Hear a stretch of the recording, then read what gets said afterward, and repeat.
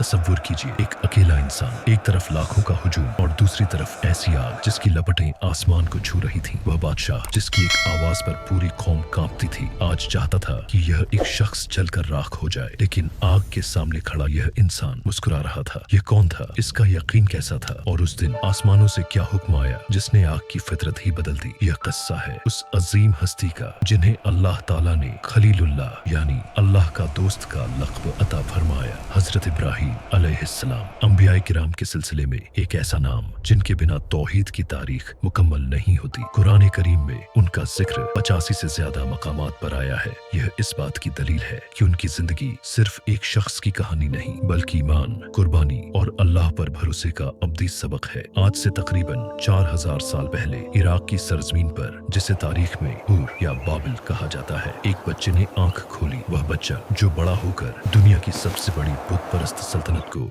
Challenge करने वाला था। बाबिल एक ऐसा शहर था जहां हर गली में बुत, हर चौक में मंदिर और हर घर में शिर्क की जंजीरें थीं। नमरूद वह जालिम बादशाह जो खुद को खुदा कहलवाता था, इस पूरी कौम का मालिक था। हजरत इब्राहीम अलैहिस्सलाम के वालिद आजर बुतों के बनाने वाले और बेचने वाले थे, लेकिन इस घर में पलने वाले इब्राहीम अलैहिस्सलाम का दिल कभी बुतों की तरफ न झुका। कुरान करीम सूरह अल अनाम आयत 74 में अल्लाह ताला फरमाते हैं कि इब्राहीम अलैहिस्सलाम ने अपने वालिद आजर से कहा, क्या आप बुतों को माबूद बनाते हैं? मैं आपको और आपकी कौम को खुली गुमराही में देखता हूँ। ये एक नौजवान का ऐलान था घर के अंदर से ही कि मैं इस बातिल को नहीं मानता। हजरत इब्राहीम अलैहिस्सलाम ने तौहीद की तलाश में एक अनोखी राह इख्तियार की। कुरान करीम सूरह अल अनाम आयत 76 से 78 में अल्लाह ताला बयान फरमाते हैं कि इब्राहीम अलैहिस्सलाम ने रात को एक सितारा देखा, कहा क्या यह मेरा रब है? जब वह डूब गया तो कहा डूबने वालों को मैं पसंद नहीं करता। फिर चांद निकला, फिर सूरज, और हर बार वही सवाल, वही जवाब। यह फलसफा नहीं था, यह एक रूह की वह तलाश थी जो अपने हकीकी रब को पहचानना चाहती थी। और आखिरकार उनका ऐलान आया, मैंने अपना रुख उस जात की तरफ कर लिया जिसने आसमानों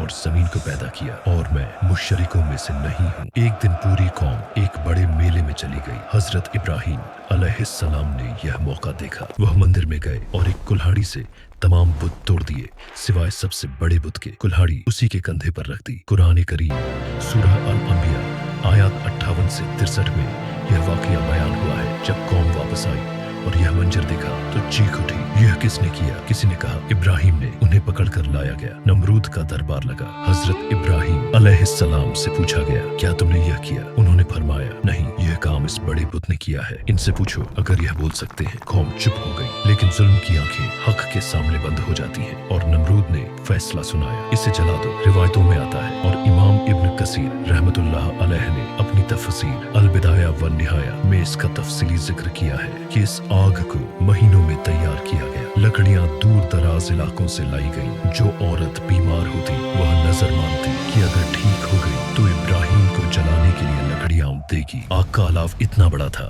कि परिंदे उसके ऊपर से नहीं उड़ सकते थे। आग की गर्मी इतनी थी कि जो उसे दूर से देखता वह झुलस जाता। एक मंजनिक कैटapult बनाई गई ताकि हजरत इब्राहीम अलैहिस्सलाम को उसमें से फेंका जा सके, क्योंकि कोई इंसान उसके पास जाने की हिम्मत नहीं कर सकता था। हजरत इब्राहीम अलैहिस्सलाम को मंजनिक में रखा गया। आसमान था, जमीन थी और अल्लाह था। रिवायत है कि उस वक्त हजरत जिब्रील अलैहिस्सलाम आए और पूछा, क्या आपको कुछ चाहिए? हजरत इब्राहीम अलैहिस्सलाम ने फरमाया, आपसे नहीं, जो मेरा हाल जानता है उससे मांगना काफी है। यह तवक्कुल की वह बुलंदी थी जहाँ दुआ भी बेकार लगती है, क्योंकि रब जानता है। और फिर अल्लाह ताला का हुक्म आया। कुरान करीम सूरह अल अंबिया आयत 69 में अल्लाह ताला फरमाते हैं, हमने कहा ऐ आग इब्राहीम पर ठंडी हो जा और सलामती वाली हो जा। आग ने अल्लाह का हुक्म सुना। वह आग जो कुदरत के कानून से जलाती है उसी कुदरत के हुक्म से ठंडी हो गई। हजरत इब्राहीम अलैहिस्सलाम आग में उतरे अल्लाह की हिफाजत में। रिवायत है कि आग ने उनकी जंजीरों को जला दिया, लेकिन उनके जिस्म को जरा भर भी नुकसान नहीं पहुंचाया। इब्न अब्बास रजी से रिवायत है कि अगर अल्लाह ताला सलामती वाली न फरमाते तो आग की ठंडक से इब्राहीम अलैहिस्सलाम को तकलीफ हो सकती थी, मगर अल्लाह ने ठंडक भी अता की और सलामती भी। नमरूद की कौम हैरान खड़ी थी। वह आग जिसे वह अपनी ताकत समझते थे वह खामोश थी। कुरान करीम सूरह अल अंबिया